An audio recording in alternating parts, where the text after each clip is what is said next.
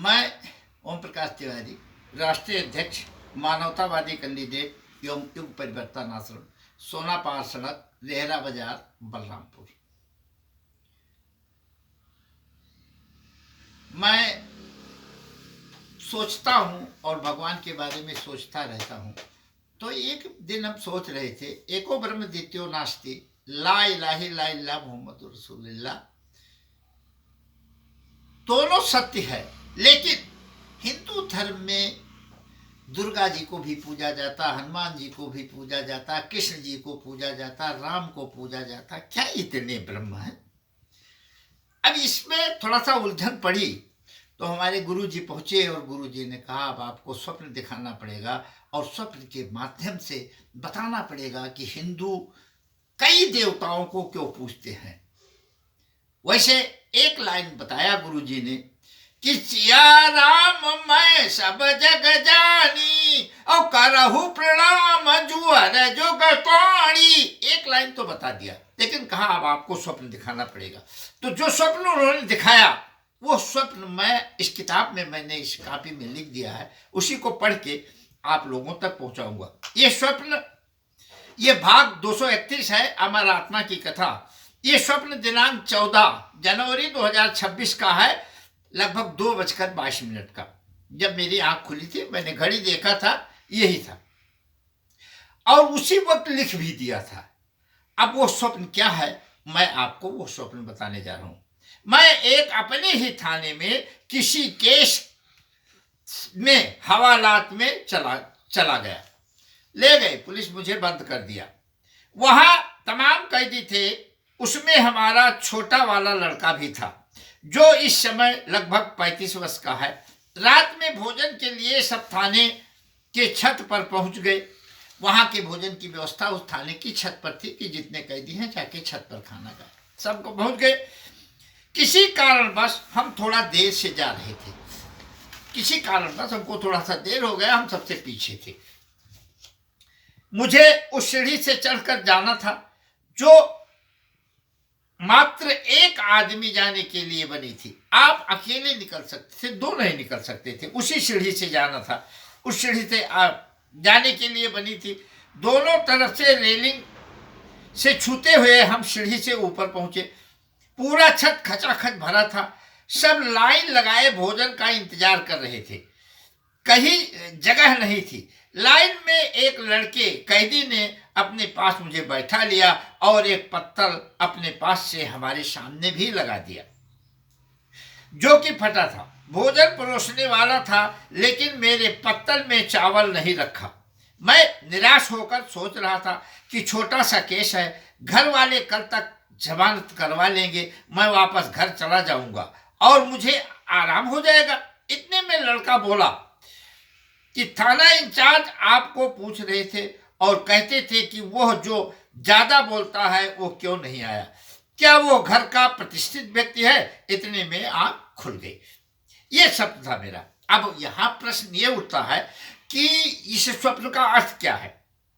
गुरुदेव द्वारा बताया गया, सनातन धर्म बहुदेववादी क्यों है? सनातन धर्म में तमाम देवता क्यों पूजे जाते? क्योंकि डीएम अलग है, राष्ट्रपति अलग है, लेकिन उस समय जब हम हवालात में हैं तो थाना इंचार्ज है। ये पूरा संसार हवालात है, ये पूरा संसार थाना है। किसी छोटे मोटे केस के कारण मुझे आदमी बना दिया गया है और मैं यहां हूं। घर तो हमारा पारब्रह्म परमेश्वर है और पिता भी हमारे वही हैं, और वो पिता हमारी जमानत जरूर कराएंगे अगर मैं उनके शरण में हूं और जरूर यहां से ले जाएंगे। तो यहां जब हम थाना में हैं तो थाना इंचार्ज को भी मानना जरूरी है, सिपाही को मानना भी जरूरी है। और सबके अंडर में नहीं चलोगे भैया तो इतना मार पड़ेगी, हालत खराब हो जाएगी। इसलिए बहुदेववादी तमाम प्रकार के देवताओं का भी अनुसरण जो है आदर देना होगा और उनका पूजा करना होगा। यही चीज सनातन धर्म में कूट कूट के भरी हुई है और हर देवताओं की पूजा कर जाती है। अब आपको थाना में जब पहुंची गए, हवालात में पहुंची गए, पार्वती परमेश्वर ला इलाहा इल्लल्लाह मुहम्मदुर रसूलुल्लाह एको ब्रह्म द्वितीयो नास्ति, उसके वो तो आपका पिता है। लेकिन इस समय आप छोटे मोटे केस के कारण थाना में हैं, तो थाना के हर कर्मचारी को आपको आदर देना होगा और पूजना होगा। इसी को बहुदेववाद कहते हैं।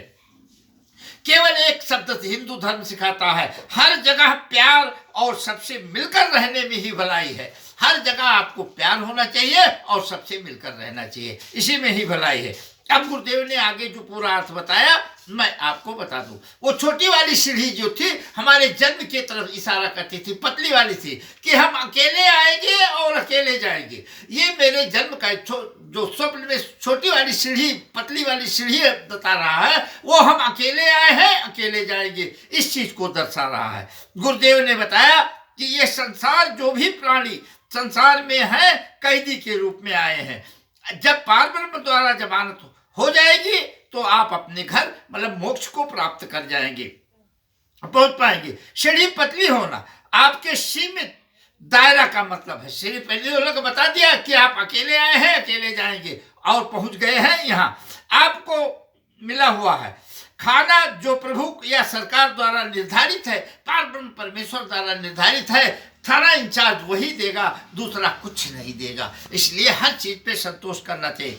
यह आपको पड़ोसा जा रहा है। बहुदेववादी का मतलब है कि थाना इंचार्ज को सम्मान देना होगा, जबकि वह आपके घर का मालिक नहीं है। थाना इंचार्ज आपके घर का मालिक नहीं है, आपके घर का मालिक कोई और है।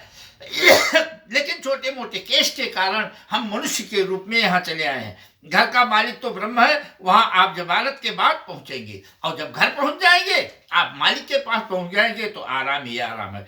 उन्हें पुकारना होगा और मृत्यु लोक के मालिक को मतलब थाना इंचार्ज को आदर देते हुए उनके अंदर में चलना होगा। अब आपको थाना इंचार्ज के अंदर में चलना होगा। यही है बहुदेववाद, इसी को बहुदेववाद कहते हैं। कई हनुमान जी, शंकर जी, मतलब सबको पूजा इसीलिए हम करते हैं जो सनातन वाले करते हैं। यदि ऐसा नहीं करोगे तो मृत्यु लोक का इंचार्ज मतलब थाना इंचार्ज आपको कष्ट देता रहेगा। जैसे आपने एक जातियों को देखा है वो अपने में ही लड़के मरे जा रहे हैं, उसी प्रकार से। लेकिन सनातन धर्म बिल्कुल शांति है, यहाँ कोई लड़ाई नहीं है। और एक जाति और है ला इलाहा इल्लल्लाह मुहम्मद रसूलुल्लाह वाले आपस में ही लड़के मरे जा रहे हैं। इस प्रकार से ये थाना इंचार्ज बहुत बड़ा कष्ट देगा। सुख भोग कर मोक्ष लेने के लिए बहुदेववाद बहुत जरूरी है।